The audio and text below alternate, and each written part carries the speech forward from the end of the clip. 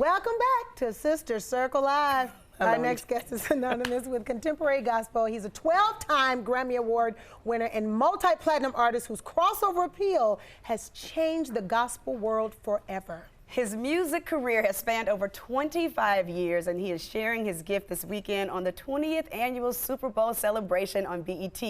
Please welcome to the circle for the first time, Kirk Franklin. Okay, Rashawn. Okay. Get ready. Yay! What's going on? What's going on? We got something for you. We got to dance. Me and This one I got to stand up to. Right, I got him. That is so funny. Whatever it takes. Whatever it takes. I'm so little. No, it's fine. It's totally Show me fine. the dance. What is the dance? Gonna love nobody but you. I don't wanna love nobody but you. Don't wanna love nobody but you. Yes, thank you for that. Yes. So did you enjoy that? Yes. Let me tell you something. I've, of course, seen you for over years on television. Over years, I've never missed any of your performances. Oh, wow. In high school, silver and gold was the jam. We did the silver and gold. Thank you. However, semicolon and Trina's voice. Yesterday, the live performance was electric. So good. It was passionate. I almost caught the Holy Ghost. Almost. Almost, because I'm a thug, so I really Thank you, Sister Thug. It was nothing short of amazing. And of course, this performance airs this Saturday. My God. Talk to us about the 20th annual Super Bowl celebration show, and what does that mean for you to be a part of it all the time? You know what I'm saying? Well, first of all, thank y'all for having me this morning.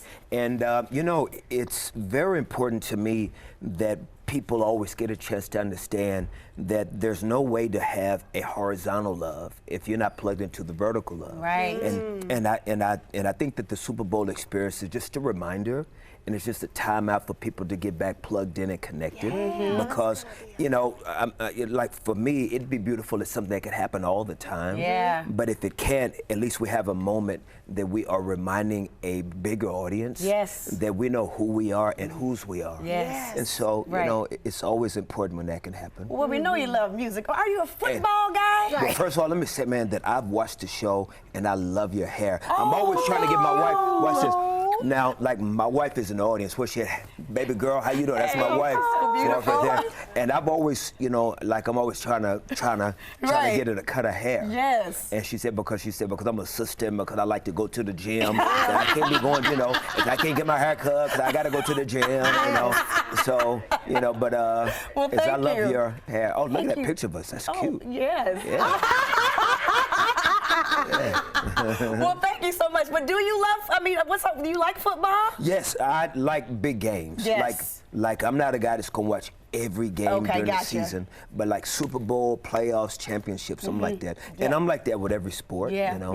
As I've always been this little, so I haven't been able to play a lot of sports. It's okay. That's all right. You know, they would just throw me around. But look at your gift, though. Listen, that sport you did on stage yesterday was a sport. Yes, With so much dancing and moving around, child. Right. This is a workout. It was a workout. That's kind of you. Frank, No, Frank is no, fine. no. Frank. Sorry. Frank Kirkland. You call me Frank Kirkland. Frank is good. Talk to me. What I wanted to say was, when it comes to your name, that name is synonymous to contemporary gospel, point blank period. That's the first name that we think of. Is that pressure to have to, you know, live up to this standard every time? Do you ever feel like you just want to go old school down home sometimes, you know, or do you always feel that you have to stay in this type of lane to be able to relate to the newer generation and you know, the evolution of music and gospel?